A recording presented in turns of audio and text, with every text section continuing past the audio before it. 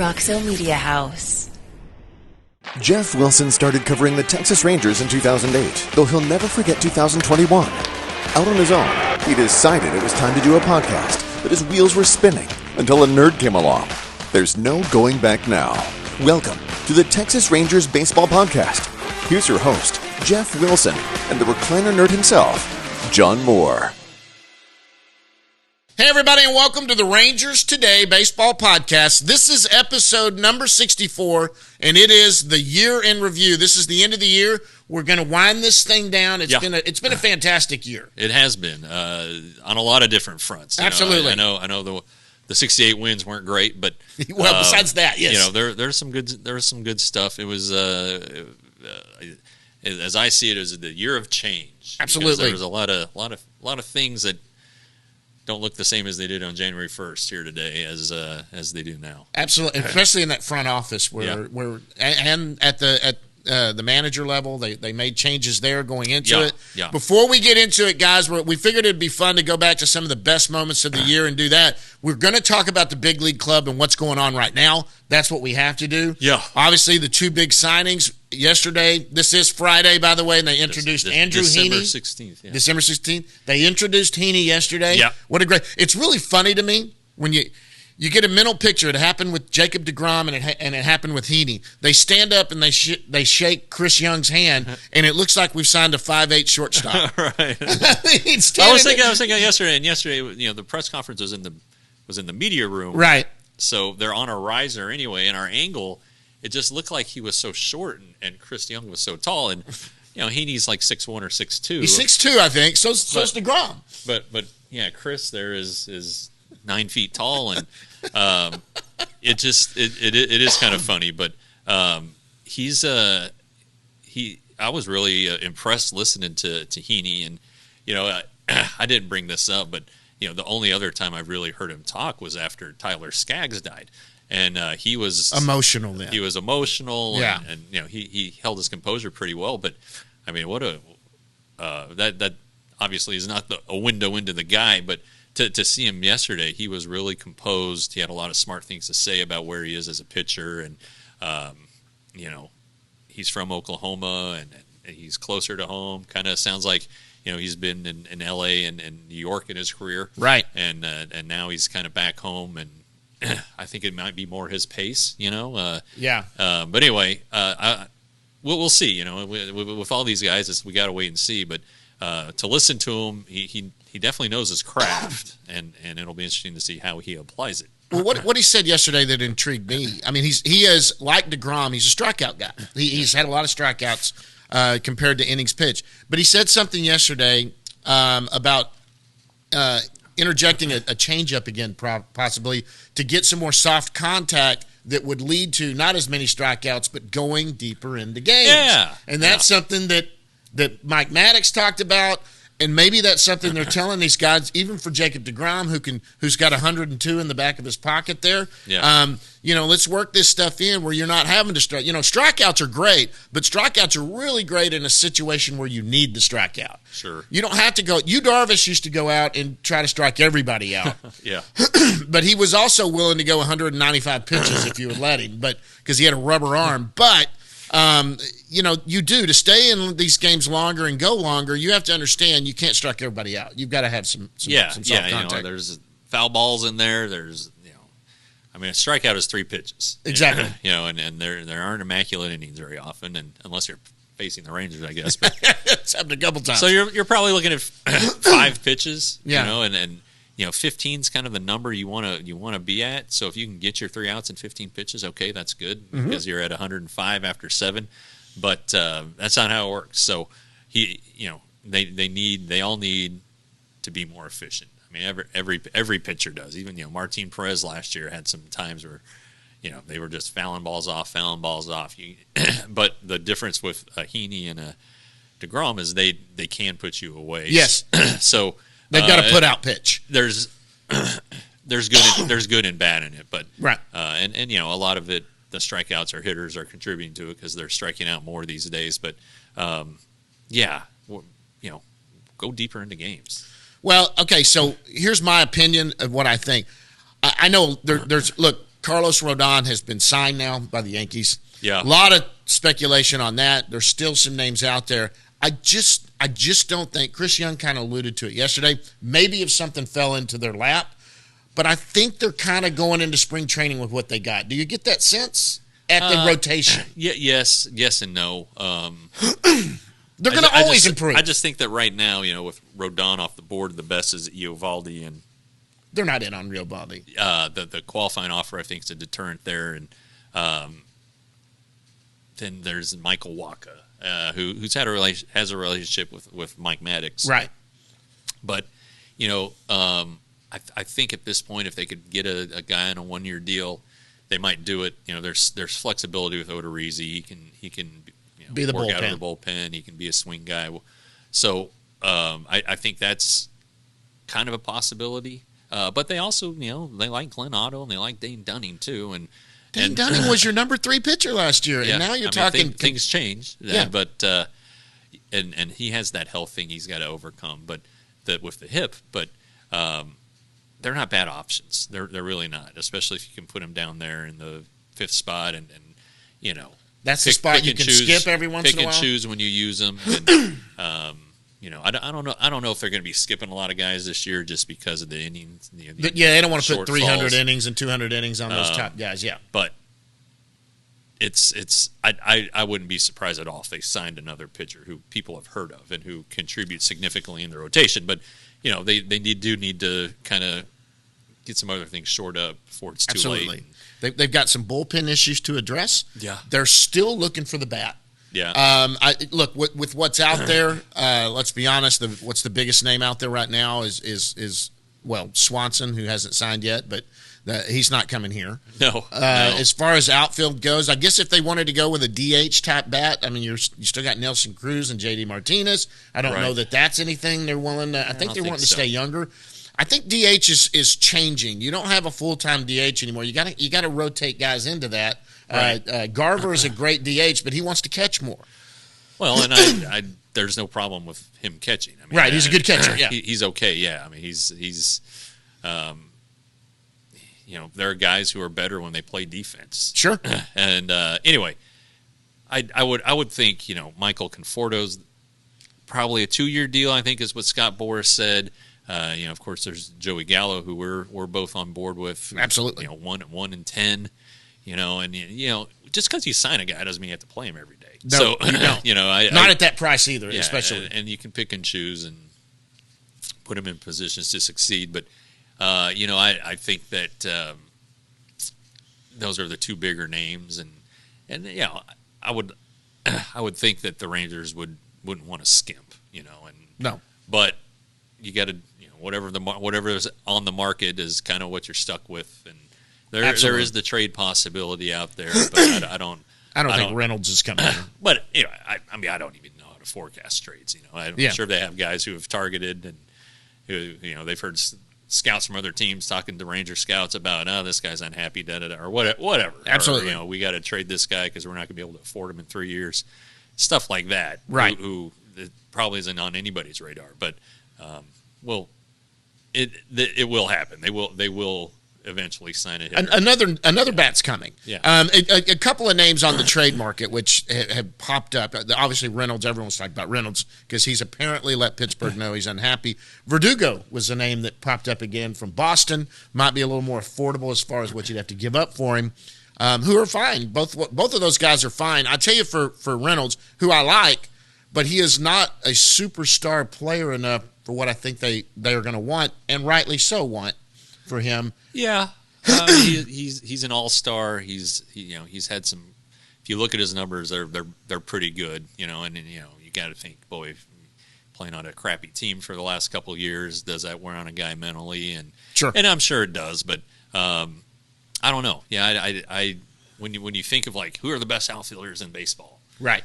Yeah, I don't know that maybe he's in your top 10. Sure, absolutely, but he's like, not. You're looking like a top Trout, 20. And, yeah, Aaron Judge. Aaron, they're great. Mookie Betts. Hey, yeah, okay. Ooh, Brian Reynolds. All right. But okay. Anyway, exactly. I know what you're saying. Yeah. So exactly there. So I don't know yet where the bats. They're obviously not done. They're going to do something.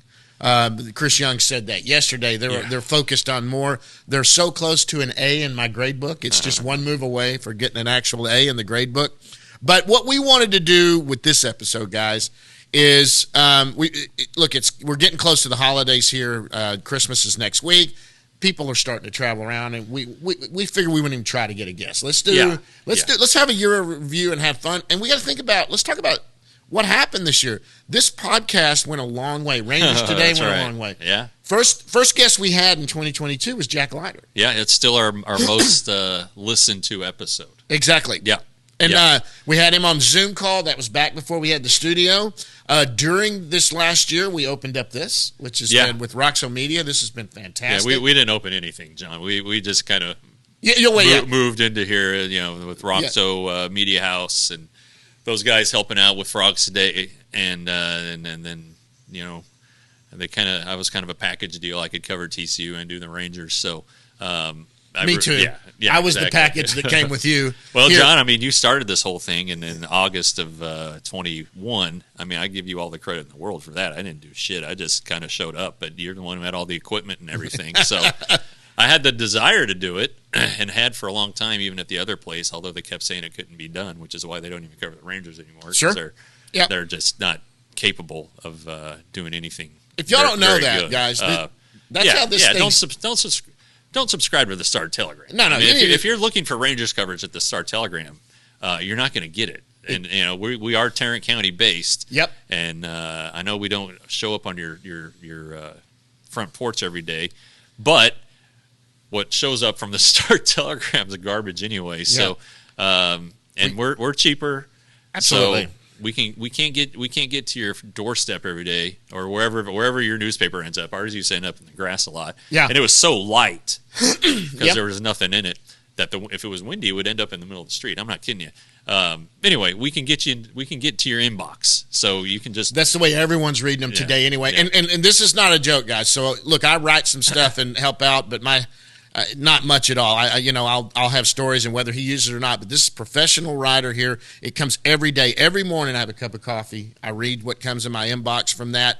It's great. It's where I get my Rangers news every morning when I come. It's fantastic to do. Well, thanks. This was great for me when I moved to here. I remember walking up to Jeff after he had started the new deal, and it just all kind of started by the dugout, and I kind of brought it up.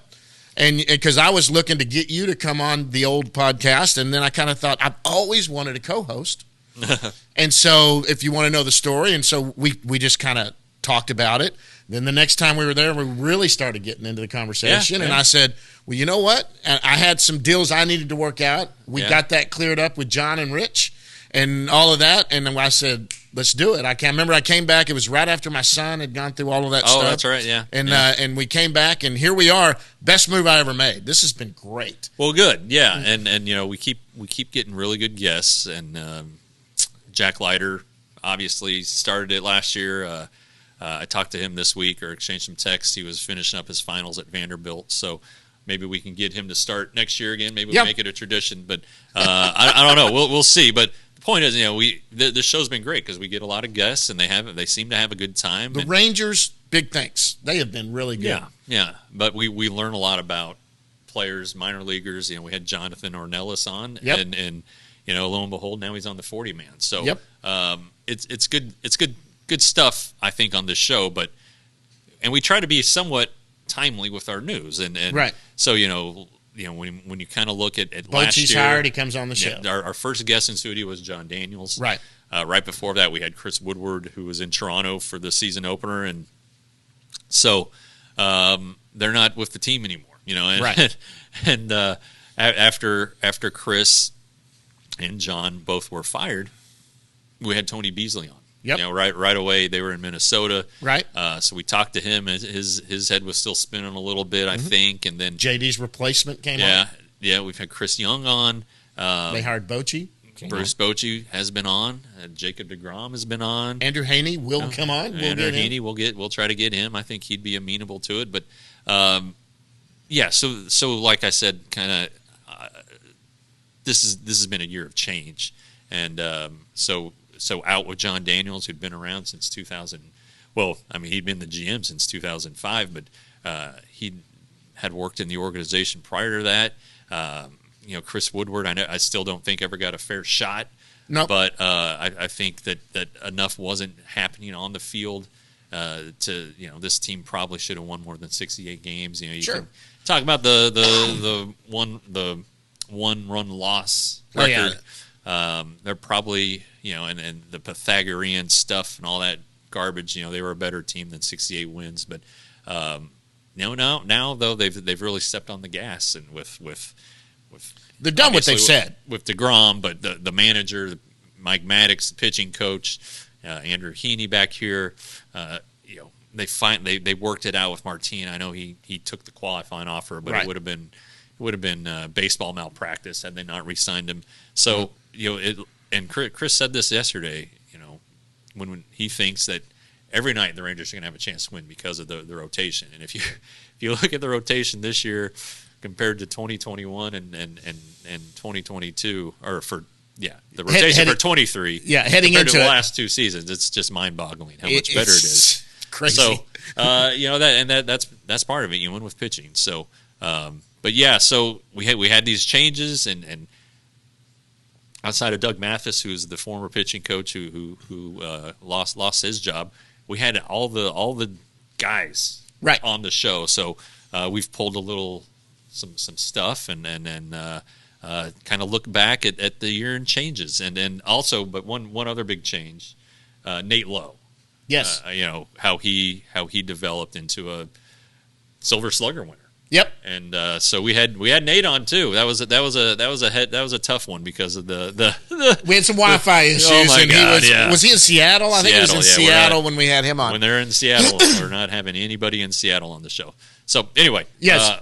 Here's some clips. It's good stuff, and hey, before we do it, guys, thank you. Yeah, seriously, you guys have been amazing with what y'all have done with the show and everything. It's been fantastic. The viewership's gone up, the subscriptions have gone up, everything's gone up. That means that you enjoy what we're doing. I tell you this. Look, there's a lot of people that cover the Rangers, and we know them, and they're great. But I promise you guys reach out to us personally, and it's very rare we're not answering a question personally to you. Yeah, and I welcome it. Me especially. Jeff's got a lot more followers, and he's so much busier. But if you have a question, even for Jeff, you can ask me. I can ask Jeff. He'll answer my text. Sometimes, yeah. I'll show up at his doorstep. Anyway, right, let's go to the clips. And then we'll come back and talk about the farm system. We need to go to the bus leagues. Absolutely. Right. Enjoy it, guys. All right, so everybody's 0-0. Everyone, hope spring is eternal, I guess. You guys are going to be better. How much better? That's up to us. Honestly, I don't like to look at projections. I do. I do look at them. Just so I like to use that as a little bit of, hey, this is what they're expecting us to do. This is what they're expecting you to do. Guys blow out projections. They blow through those all the time in the game. Look at the Giants last year. They weren't supposed to win 107 games. I'm not saying, I'm not going to be cliche and say, why not us? But I will say that to our guys and be like, well, why can't you outperform your projections individually? Why can't we do that as a ball club? But it takes, there's a lot of dedication. There's a lot of sacrifice that goes into that. We can't just say it. I've been saying we're going to win ever since we signed, Marcus and Corey, but we got to go out and do it. We got to go out and live it and breathe it and believe in it. But there's a lot of responsibility that comes with that. There's so many finer details that our players have bought into, but it's maintaining that throughout the 162 games and honestly building on that at each day that goes by is going to be what we need to do. How do you think things are now going forward? Is it business as usual? Yeah, that's how I felt yesterday. I mean, the first 3 days was a whirlwind of events and just a lot, and I think for all parties involved, everyone was kind of dazed and somewhat confused and just trying to sort things out and kind of get through those days. And so yesterday, it was the first day that I really felt like myself again. Like I said yesterday, I could smile again and feel like my smile was real and authentic. And that's what my players need. They need me to be me.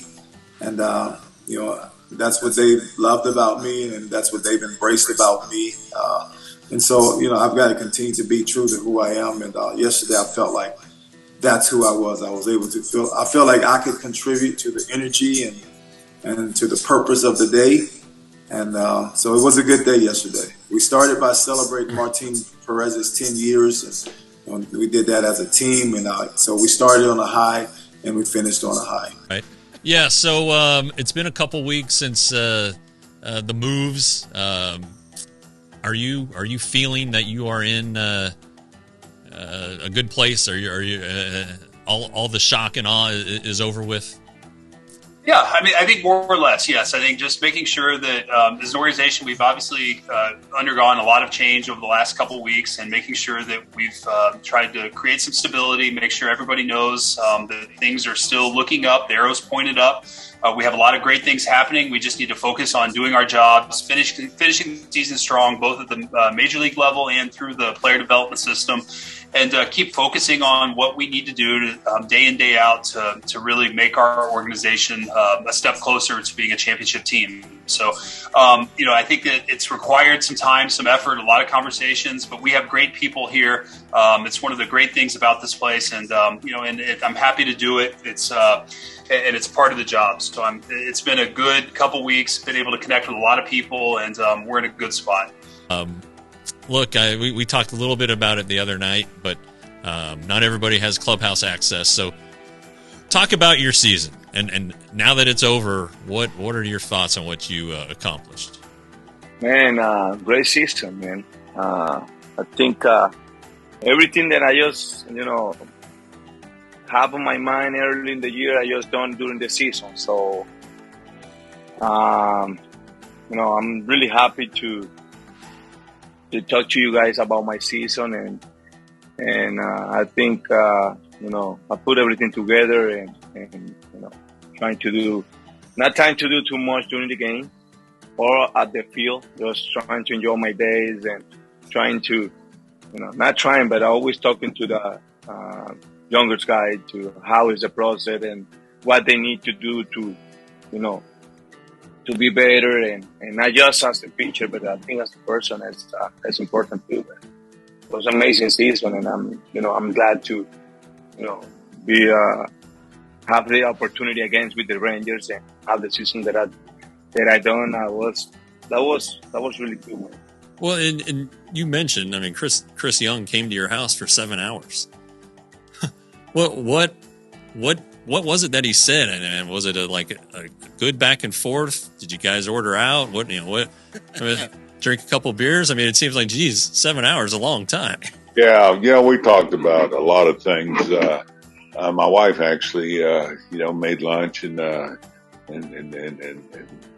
snacks and everything. So she kept us fed. So we never left the house. It was all baseball. Talking about the Rangers, his vision, and it probably wasn't just what he said, and that was important, obviously, but you could just feel, as I said, the passion he had and that commitment to getting this turned around. He grew up here, so he wants to bring that pride back to Ranger baseball, and the more I listened, the more I got excited, and we talked for 7 hours, whatever. It seemed like an hour, though. It didn't stop, and we covered so many different things. And of course, it was important for him to get my appetite on doing this, and hopefully he got that. He felt that in the conversation. Then the process continued. Mr. Davis came out, and some of his staff, and so it was really easy. The conversation was easy, the decision was easy, and not just for me, but for my wife. I think that's something that Chris Young and Bruce Bochy want to change, where Rangers pitchers maybe go an extra inning. Maybe, I don't want to say you push them, but it seems like that is something that's going away from the game that Chris and you and Bruce believe in, getting guys into the 6th and 7th inning. You got to set the bar high, man. If you want to get wins, and I think wins are important. Some people say they don't matter. I say, well, really? Okay, so if we end the season 60 and 102, well, I guess I didn't think wins mattered. Oh, no, they matter. Yeah. They matter. And as a starting pitcher, wins matter. And sometimes, especially at home, you go out there and you throw 5 innings, well, the other team gets 6 at bats, or you get, they get 5 at bats to your 4. If you throw 6 innings, they got 6 at bats to your 5. Yeah. So if you want to get the win, sometimes it takes 7 at bats for your team to get the win. So if I got to go an extra inning to get a win, or 2 extra innings to get a win, a lot of times that's where you get your wins, is in the 7th and 8th inning. Yeah. So if you want to get the win, you better hang out, man. And that whole quality start thing, 6 innings, 3 runs. Last time I checked it out, that was a 4.5 ERA. Well, I think good games are thrown in the 7th inning, 8th inning, and 9th inning. That's where we got to push them to. What was it? What was it that sold you on the Texas Rangers? Yeah, like I said, I think it's whenever you hear that teams are calling, Texas was one that I heard that we were going to have a Zoom call with and go through the meeting process with. And, I was excited, and you're excited to see what teams have to say. And, talking to CY and Boch was on the call, just hearing those guys' vision. Boch has won 3 World Series, so he knows what it takes to get there, and the vision of this team and where we want to be lined up with what I wanted to do. I want to win baseball games and ultimately win a World Series, and that's where the goal is, and to do that for a number of years. That was the vision of what they're trying to do here, and I felt like that lined up with what me and my family wanted to do, and ultimately made the decision to sign with the Texas Rangers, and thrilled about it. Unfortunately, I've had a pretty close view, and John too, of the last 2 seasons, and they haven't been great on the field, but you could see the progress, without a doubt. So as you did your research, you see the progress, I'm assuming. Otherwise, you wouldn't be here. Yeah, definitely. You see the signings of Corey and Marcus, and those guys are some of the best players in baseball, and then continuing to add throughout this offseason and saying that they wanted me. The Texas Rangers came after me and really wanted me here, and I felt like this was a place that I can help, and we want to go out there every 5th day and put us in a position to win a baseball game. And anything can happen in this sport, so we're excited. All this is exciting, but the real excitement is when we step between those lines and leave it all out on the field. Well, there you go, guys. We hope you enjoyed that. It's obviously been a great year, and that's a lot of fun. And that stuff that's happening. We're going to end this. We are going to go down in the bus leagues. We're always going to go down in the bus leagues. Yeah. We've even talked maybe metamorphosing this into a minor league show one day. Hey, you never know. You never know what's going to happen. But I think all in all, when you look at the minor league system, it was a great success. Yeah. I mean, every team but one had a winning record. Sure. Look at these guys. Yeah, they Frisco. were all smiling and having fun because they won the their Texas league. Yeah. The one team was that didn't finish above 500 was down east, and they were 1 game under, and their season finale got rained out. So, and then that team at that level with all the change and all the young guys, the struggles that these guys are going to have. 500. It's still a good season. Yeah, I mean they were still a pretty good team. They have some really good pitching. So anyway, yeah.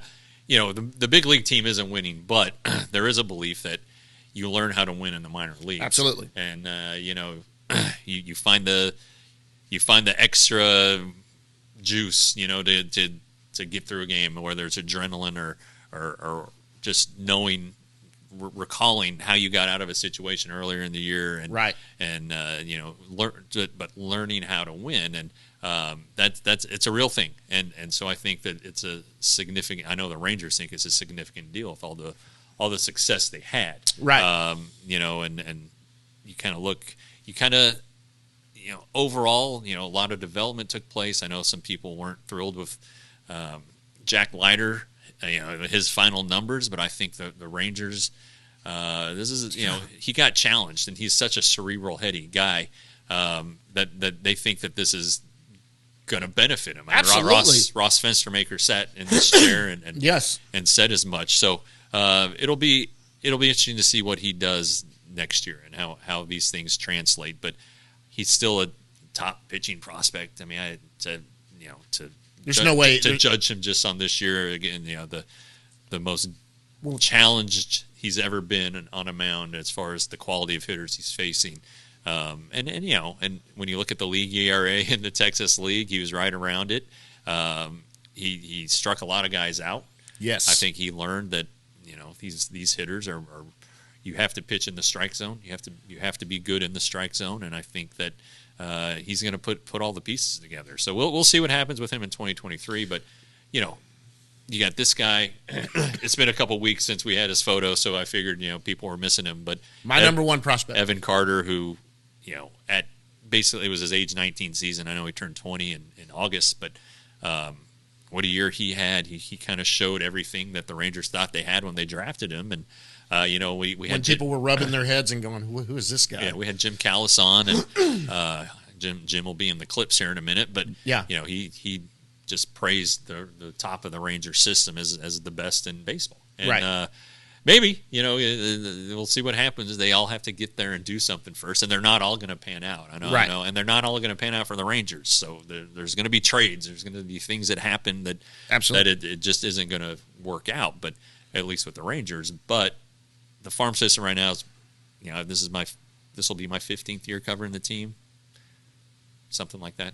This is the best the farm system's been, in my opinion. The strength all the way through it. And so when you're doing a year in review like we're doing, then you're forecasting into 2023. Yeah. You've got to be happy with what you're looking at in 2023. You got to look at the rotation that's going to be at the upper level of this system. AAA and AA is where every team dips in to bring up a spot starter, to do whatever, or a position player. Sure.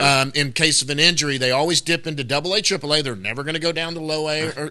But look at what's going to be going on in AA and AAA, not only lineup-wise, but in the rotation. Yeah. This is it. You're going to see a great starting rotation.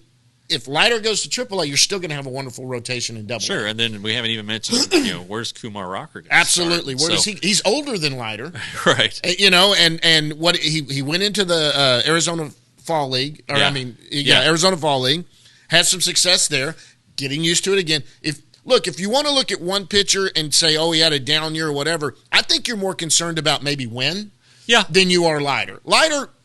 It's absolute first time in pro ball, period.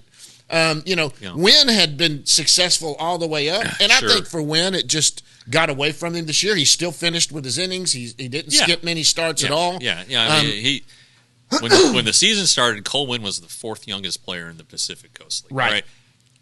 You can look at how teams structure their AAA clubs. A lot of veteran players. Right. A lot of guys who signed minor league deals were invited to NRIs, non-roster invites. Right. Didn't make the team. Knew they weren't going to make the team, but they're around to A, fill out the roster while prospects develop below them, but B, if they're needed, they get called up. And Matt Moore, was that guy, right? And he ended up coming up and having a great season. But it's guys like that. Carpenter, who ended up going to the Yankees. So, I mean, Cole Wynn, who is 22, is facing guys who, in some cases, are 29 and 30. Yep. And he also got hit in the ankle. He had a great start. He had a really good start to the season. Got smoked by a line drive in Salt Lake. Didn't miss a start, but it bothered him throughout the year. There were a couple of things that happened off the field that took his distracted him a little bit, but he still made his starts. He set the Round Rock record for strikeouts. So there's good in there. Yep. But I think that, like Leiter, he's going to learn from it. But he's on the 40-man now. Yeah. Depending on what happens with the Rangers' rotation and pitching staff, I mean, it's possible that Glenn Otto, for instance, is a reliever on the big league team. Sure. So has Cole Wynn one step closer. If he starts out the way he started last year before he got injured, and he keeps doing like that, he might be one of the first names called. Sure. Because they're not going to waste. They're not going to dip down to Leiter, who's not on the 40 yet, because they don't need to be. Yes. But look, let me tell you something. If you are the best pitcher in AAA and you're not on the 40-man roster, Bruce Bochy wants the best players up in his rotation, especially if you're trying to compete in doing that. So, but I've said this all along. I say it in my business life. I say it to my children. A lot of young kids don't hear this enough. The way you learn in this world is to fail. Yeah, it is one of the best lessons in life is to fail at things. And when you fail, good people learn from failure and turn that into positive. And both of those guys had some failures last year. Yeah. But, man, for one, Wynn was my bigger concern, but I'm hearing about the injury and that. I forgot about that. On Leiter, I never gave it a second thought. He was missing strike zone. He was getting flustered a little bit. It was probably squeezed. He went the whole season, skipped a start or two, and that was it. He finished. He was still throwing in the mid to upper 90s. Right. He was striking people out. He just got thrown into the fire and realized that people you always brought up that thing that would always amaze me. The guy that was the number 3 at Mississippi State in the lineup was hitting 8th for Corpus Christi. Right. He used to only have to worry about getting those first 3 or 4 guys out. Now he's having to go 8 deep into a lineup. Yeah. That's an adjustment. Sure. But yeah, I just think that the way the pitching is going to be, there will be a couple veteran guys sign non-roster invites so that they don't have to speed anybody along. But like you said, the AAA rotation is going to be loaded. The AA rotation, there might be guys, it's not inconceivable that Jack Leiter starts at Frisco and sure, just to get off to a good start. But like Owen White will probably be back there. I know we haven't even mentioned Cole Reagans. He was the pitcher of the year. He's probably going to be at AAA. So just, you got to have a lot of arms. Absolutely. And as Chris Young says, the floor of the farm system has been raised. Right. know. So there and that then raises the floor of the big league clubs. So there are names that are buried on this system. Ryan Garcia, who was in Pac-12 Pitcher of the Year, who dealt with injury. He hasn't been above low A, but we had him on. Yeah, no, he finished at Double A, but all right, not Double A, but High A. High A, but he barely. At the end of the year, he didn't care. He just wanted to get some pitching under him because of the injuries. But that was a guy that was amazing for UCLA and even into playoff. I mean, he was their Friday night pitcher in college. Right. That guy, no one talks about Ryan Garcia. I was a big fan of Ryan Garcia. Yeah. That is a under the radar guy that watched this year. Mitch Bratt, another guy that we've had on that everyone's talking about. Wynn, White. They're talking about Leiter, Rocker, Porter now that he's been signed. I mean, you got guys deep down in the Zach Kent is another one. I mean, Zach Kent. We could waste 30 minutes talking about arms that are hidden all over. Yeah. Kendrick. And Zach Kent's now on the 40-man. So absolutely. They had a feeling he would go. And poor Englert. I mean, not poor Englert. It's good for Mason. Good for him. Good for Mason, but poor Rangers. I mean, I think they thought maybe he was the one. They can absorb the hit because of what we just talked about. But so anyway, and then real quick on the position players: Acuna, Foscue, Carter, Dustin Harris. I'm sure I'm leaving a ton of guys out, but there's a lot there too. The unknowns: Blaine Krim, that no one talks about, who can hit the ball. I mean, Sam Huff's technically not a rookie anymore, but he's been up and down, and still probably in the Rangers' mind is considered a prospect. So there's a lot there, and again, some of it may end up in the big leagues at the Rangers. Some of it, may end up going somewhere for a trade. But that's just you have two currencies in baseball: money and prospects. Absolutely, and the Rangers have a lot of both. So. Anyway, so we're gonna, we came up with a couple good little clips here of some minor leaguers. Jim Callis, it's so insightful. Ross, Kip Fagg on the draft, a lot of good stuff. I love. Kip was one of my favorite too because my favorite episodes. I'm a nerd, a scout nerd. I'd love to. That's my my bucket list to be a scout. That would be a fun scout thing, and I loved talking to Kip. He was fun. All right, so anyway, guys, thank you. Round 2 of the clips, and we'll be right back after that to kind of wrap things up. Okay. I've talked to you about this. You guys don't set out ready to go 122 or whatever. You just want to play winning brand of baseball. So what is that to you? That's a great question. I think it's a couple things. I think dominating the fundamentals are really important for us in terms of what is most successful for big leaguers to do. I think you have to play a quality brand of baseball to be a winning team. I think wins are a byproduct in the minor leagues and the major leagues. Wins are a byproduct of talented players playing fundamentally sound baseball, so quality baseball. So really that's what we look for. I think, we've talked about this a little bit. We were one of the youngest per level teams at every affiliate this year, and all but one had a winning record. And when we look at it, as we discussed, we don't set out to necessarily win, but we had, like Frisco and others, we had quality baseball players, talented baseball players that played a fundamentally sound brand of baseball. And we ended up winning more than we lost, and ultimately winning a championship in Frisco. I guess Josh Young will be graduating from prospect status at some point next year, but you guys have him ranked currently as your number one Rangers prospect. Who in that ranking though do you think has a chance to make a big jump? Yeah, I mean, you mean just on our overall list, or the top 30? Yeah, Rangers. Yeah, I mean, the top of the list is tough. I mean, I do think they probably have the strongest top 10 from 1 to 10 of anybody in baseball right now. With Josh Young, Jack Leiter, Evan Carter, Owen White, Justin Foscue, Brock Porter, Luis Angel Acuna, Kumar Rocker, Dustin Harris, Cole Winn, and that doesn't even count Josh Smith and Ezekiel Duran, who have graduated this year but aren't really full-fledged established big leaguers right now. I could see. I know they really like Tekoa Roby. I think Tekoa Roby's a guy who can make a jump next season. He's a right-handed pitcher who's just got really good pitch characteristics and a lot of savvy on the mound. Mm-hmm. I think Mitch Bratt is a young lefty in their system who can make a jump next year. He's kind of interesting. I know one guy that they're really interested to see. Next year I think he'll be 100%. But Dane Acker was really opening eyes before he had Tommy John surgery last year. He's come back and gotten on the mound this year. But I think they'll kind of he's full go. But, they'll turn him loose next year. Right. There won't be restrictions. He'll have the Tommy John further behind him. And I feel like Dane Acker's a guy who could make a jump. It's like you don't get chances to get these kind of arms.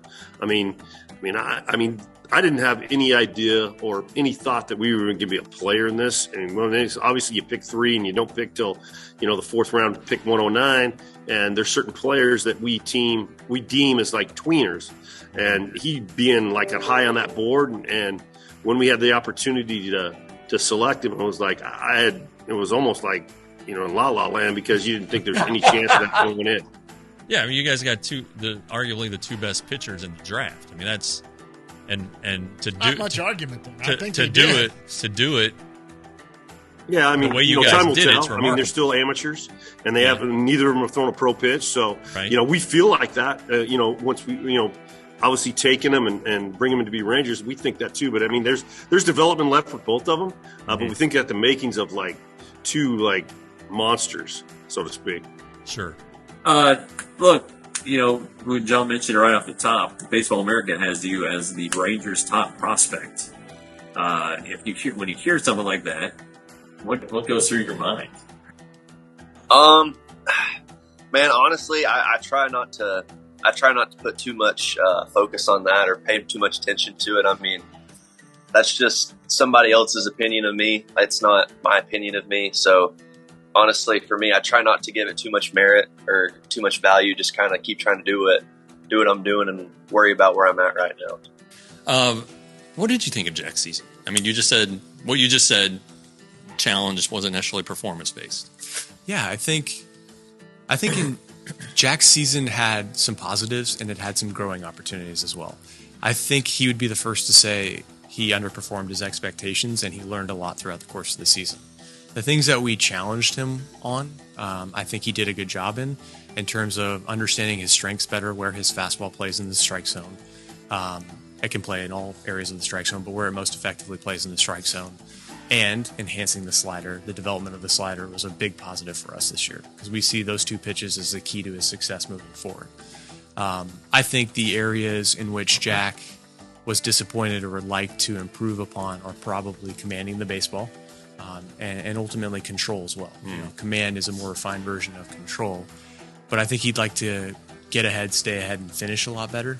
In order to finish, you need to get ahead, strike 1, and I think that's an area of opportunity for him as he moves into the offseason. And a huge positive on the season as well for Jack is he stayed healthy. We shut him down for arm fatigue at one point just to kind of monitor his workload and make sure that we weren't pushing him too hard coming off the college season. And he dealt with a little thing in his foot too that was very minor. But at the end of the year, he posted, he was healthy, and I think he had a lot to take away from the season. So I always thought of him as a vegetable. I think you ought to let Cody know. Okay. that if he got to the big leagues this next season, would his manager already be in place? Yes. So what just broke? You're going to hear this for the first time, buddy. Yeah. Bruce Bochy is the new Rangers manager. A former catcher. Is he? Yeah. He is. He was. I just saw it come across my thing. I saw why you looked at your phone. Yeah. You heard it here. Now, this is already going to, everybody's going to know about this by the time it goes out. But Cody Freeman, you were with us when we found this out, and you now know your big league manager when you get there is going to be Bruce Bochy. Let's go. I'm pumped up. The grind's part of it. I mean, that's what you got to learn how to fight through. I mean, good Lord. Yeah, that's the fun part of it too. You know, how am I gonna? You know, my body hurts. How am I gonna get through the day? Or my swing's off. How am I gonna find a way to get a hit today and stuff like that? So that's the part. I got to tell you, makes it. I think you're the first person who's ever said that's fun. So hey, that's a big feather in your cap, buddy. So all right, so you're gonna be 24. You're at AAA. You're right on. You're knocking on the door here. Can you sense that the big leagues is in your near future, or are you just not? Are you just like, hey man, I got to be where I'm at? Oh yeah, man, be where I'm at, but that's the ultimate goal. You know, that's everybody's goal in the minor leagues who's playing this game, grinding each and every day. You know, but no, man, it'd be a blessing, man. All the hard work, you know, but it's always gonna work out, though. You know, you can't look too far. You look too far ahead, you know, you start going down. You know, so you gotta stay focused each and every day. What can I do to help the team win? What can I do to, you know, get myself better each and every day too? Okay, so that was the best of the minor league guys. A lot of good. Yeah. You know, if you look at I did a top 20, but if you just go to MLB Pipeline and look at the top 30 prospects for the Rangers, any of them that speak English, right? We're on, and it's not that we are. Look, we've got Joel who speaks Spanish. Yeah. When we get him out to spring training, he'll be able to talk to some of those guys too. Right. And the reason we do that, they do speak some English, guys, but you want them comfortable. Right. You want them to have fun and be comfortable. And Joel speaks Spanish, so that's going to be fun. But you know, we had a lot of fun this year. Yeah. You know, I know your big question is always, you know, the one that gets the biggest laugh is. What's something nobody knows about you? And of course, you know, we had Brock Burke on, and he's the top of the charts on that one. It's hard to beat sleepwalking, and but you know, some of them are just really interesting, and some, you know, and fun, and you know, we also had, you know, like Martin Perez was one of our better shows. He was pretty funny, cracked us up a couple times, right? And, you know, everybody knows about Michael Young and the Clowns, and he kind of added some clarity to it. I thought that was very important. But, you know, and some of them are just interesting. Like Brock Porter's a great bowler. I mean, you know, and he bowls left-handed. Right. You know, which is, these guys are so talented. Yeah. You know, it's just ridiculous. And he did that because he didn't want to mess with his throwing arm. Yeah, hey, well, that's fine. It's smart. But anyway, so we're pulling some more of those. You know, I know that I'm the stuffy guy, the straight man, and John over here is the punching bag. But I think together we both have some fun with it. So anyway, yeah, we don't want to just beat you down with the hard hitting baseball stuff. We're gonna go to some clips here of some fun stuff, and then also we're gonna kind of look ahead. I mean, we're not gonna see you again until next year. So 2023, the Rangers said they're gonna contend. Right. All right, we'll see. You know, they've got to make up a lot of wins, right. A lot of wins. But and these fun clips here, are proof. And I've said this over and over that when people come on this show, we're going to get them back. They have fun. Yeah, they've always left this show thanking us and having a good time. I think when you go on any radio show, you don't know what to expect or anything. Yeah. When you're having to do an interview, they leave this show going. You can see the grin. Even Jacob deGrom is like, God, I have to get back to you. You hit me on the spot, you know, and he had a big grin on his face. That's what this next segment's about, getting these guys to open up a little bit and have some fun. Yeah, you know, I mean, they aren't one of the things that I have a big problem with the analytics is that everybody thinks that these ball players are just robots and live in the same vacuum and all this stuff. But they're not. I mean, they have kids, they get sick, they have people they don't like at work, and there's a lot of stuff here. They're human beings. Absolutely. And sure, they have a glamorous job and make more money than most of us and all of that. But, I mean, at the core, they put their pants on one leg at a time, as they say, and it's kind of fun to see them kind of loosen up and talk about this stuff. Yep, it is. So, all right, guys, let's go down there and let's do that. But that's how we're going to end the show. So, I mean, next time we see you, yeah, it'll be the new year. Maybe Jack Leiter. I don't know. I mean, he'll come on at some point. We've already talked to him. He is going to come on. But guys, once again, last thing before we say, thank you so much for doing this. What you've done for this team. Hit the subscribe button. $60 for the year. Yeah, I mean, it makes a great Christmas gift. Absolutely. And look on the website. I have a graphic designer who is my wife, and she's gonna make a little certificate so that you guys can, if you want to stick something under the tree, yep, you can just print it out and voila, there you go. And then hey, we got a tumbler and a mug now. That's right. That's right. There. Hit me up. I can send it to you. Look, it's small merch, guys, but that we're trying. We're going to look into maybe getting some hats and things, but.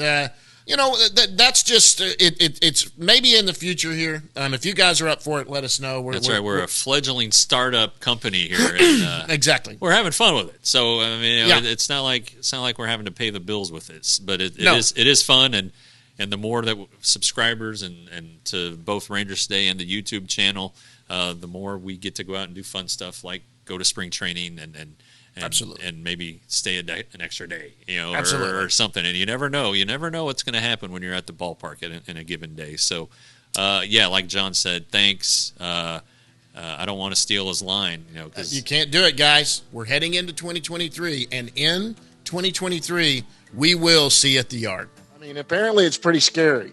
So, what is something that nobody knows about Blaine Crim? I think the only reason it's appropriate is because I was so young. But when my mom was tossing me, when I was always carrying around that bat, and my mom was always throwing it to me when I was younger, the only thing I would wear was socks. Like I was rare. Sometimes I'd have underwear on, but you were a naked batter. Yeah. I really don't like breath mints. I despise I'd rather have a piece of gum. When somebody offers me a breath mint, I really feel like you have to be over 60 years old if to be offering breath mints. Like if you're carrying around breath mints, I don't know. My grandfather has them, but I think if you carry around a breath mint, you hand it to me, I'm just gonna think you're just weird. You hand me some gum, Yeah, no one knows this. When I was 4 or 5 years old, I was playing tag, and I was chasing after my neighbor, and when you're playing tag, you throw the door closed behind you so the next person has to open it, and it gives you a little more time. So I'm running, and I was the youngest one on the street. They throw the door closed behind them. I reach to stop it, and my finger gets stuck in the door, and I chopped the end of my finger off when I was 4 or 5 years old. Holy mother! And, oh my gosh! What was that? I said, holy mother! Oh, we're just going. Yeah. Oh my gosh! Yeah. So. That was an experience. I remember it very clearly. Two things stand out. One's kind of bizarre / embarrassing. The other one's just bizarre. But I have to wear certain underwear on flights. Yeah, certain underwear. You heard it here. I've flown a bunch. I'm here. Everything's good, right? Yeah. It's working, so it's okay. Good. Something that nobody knows about me. Oh, easily. I would love to be a singer. I would love more than anything to be the lead singer of a band. Oh my God. Clara just cackled hysterically in the background. That was funny. Yeah. I don't know if that's I would do anything to be a singer in a lead band or a stud movie actor. I would say a weird one that usually gets some people who are passionate about it pretty angry with me is that I hate peanut butter, and as a minor league baseball player, that seems to be the go-to snack of peanut butter and jelly, and I've just always hated it. Really? Yeah, just the way it looks, smells, tastes, everything about it. I don't like peanut butter. What about in a smoothie? No, you can taste it. Yeah, I can taste it. I can. And then people have said, have you tried almond butter? And I feel like I've tried all that, but maybe I have to give one of those another try. Maybe. I don't know. I can't say that I don't like clowns. That became a thing a while back. That's a thing. I guess I will say on this one, where it originated. So it's a super real thing. And I'm not afraid of them.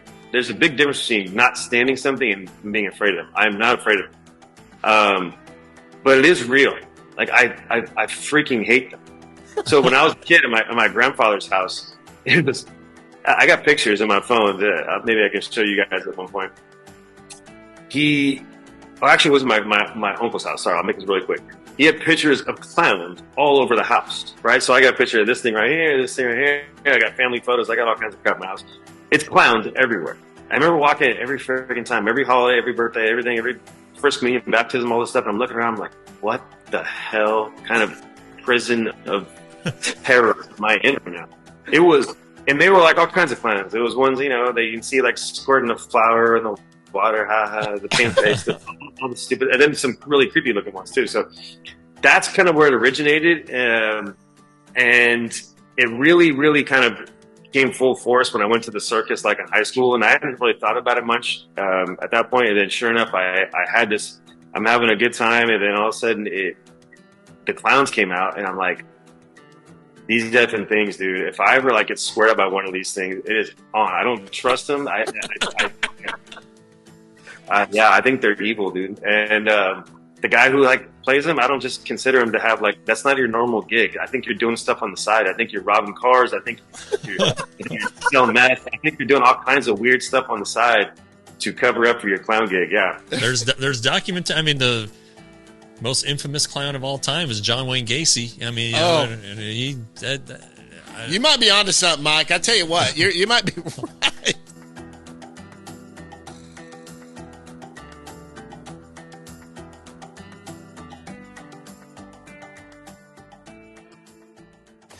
Roxo Media House.